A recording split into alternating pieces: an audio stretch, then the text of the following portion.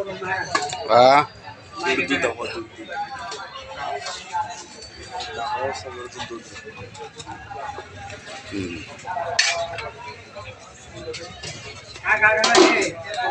कादर तुम्ही चहा कसं बनवताय ते सांगा जरा.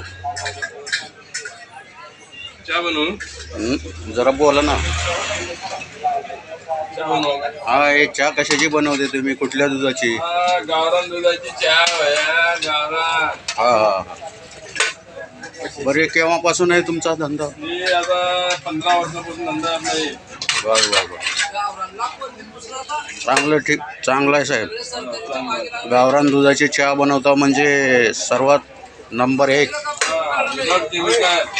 बिगर केमिकल.